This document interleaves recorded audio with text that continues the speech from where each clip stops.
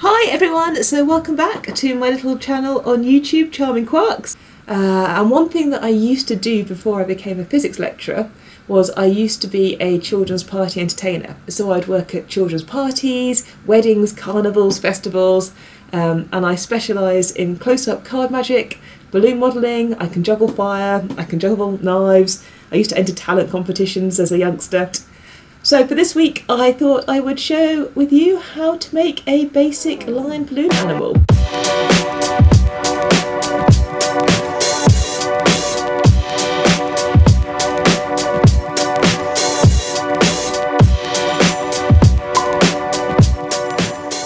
One of the things we do as academic lecturers is we take part in workshops and activities to see how we're teaching. And there's a class we sometimes do called a Microteach, where we teach something for 5 to 15 minutes. And these are some of the slides from my Microteach a couple of years ago, and I was teaching how to make a balloon animal. So my top tips to start with were that you needed a quality balloon. When you blow up your balloon, remember to leave a tip at the end because you're going to squeeze air down the balloon, and always twist the same way. Then I showed the class a range of levels of balloon models you can make, with your simple dog and giraffe as level 1. They only use something called a lock twist, so they're quite straightforward. And then up to the more complicated model of a lion, slightly more complicated because it has lock twists and double bubble twists as well. So for this video, we will attempt to make the lion. So get yourself a high quality balloon. I tend to use 260Q balloons, they're the professional ones used by people who actually work in the balloon modelling industry. And so here I'm making my first twist. So I'm twisting away from me, and all the twists now will be away from my body. So I'm making a series of 5 bubbles, and I'm holding them in my left hand as I make them so that they don't unravel on me. And then I'm going to twist the first twist and the last twist together, and this gives me the framework for the face of my lion. Now they were all lock twists. What I'm doing next is a bubble twist, a double bubble twist. So you get a bubble and you catch it in your fingers and you actually twist it on yourself. It'll squeak a bit as you do it, but that is all good. Measure out a neck. I'm still twisting away from my body, and now I'm measuring out the front 2 legs, and you can see that I just lock twisted them together at the base of the neck. Next job is to decide how long you want the body to be. Once you've got that, another 2 lock twists, and you can make the back legs and the little tail. And there you have your basic model. I'm calling it a lion, it could be a cat.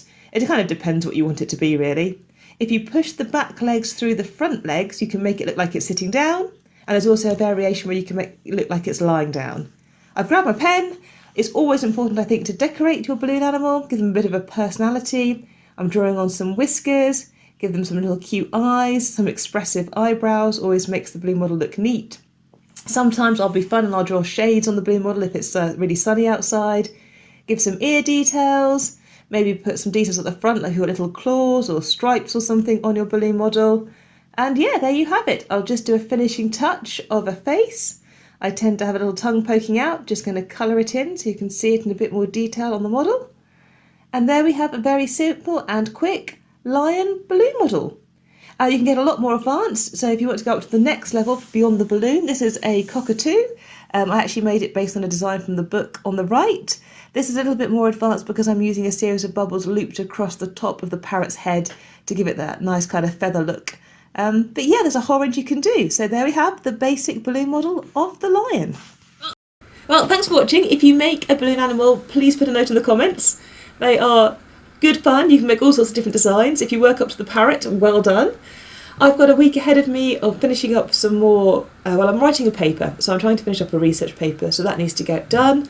I keep getting near to the end and almost completing it, but not quite. And I've got the last set of data to go in it. I just need to get around to writing it. My students are in the laboratory on Monday, so I need to check in with them to make sure that the course is progressing nicely.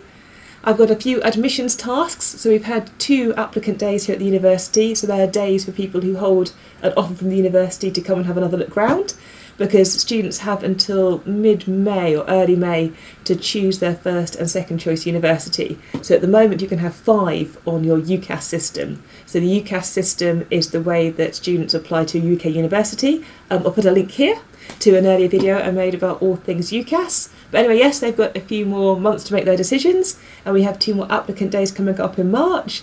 We had the storm over the weekend for the last applicant day, so we had to stay pretty much in the physics department. but I'm hoping for the next two we'll be able to go out around campus and see some more of our facilities, because I think that helps when you're trying to make your decision as to where to go and study.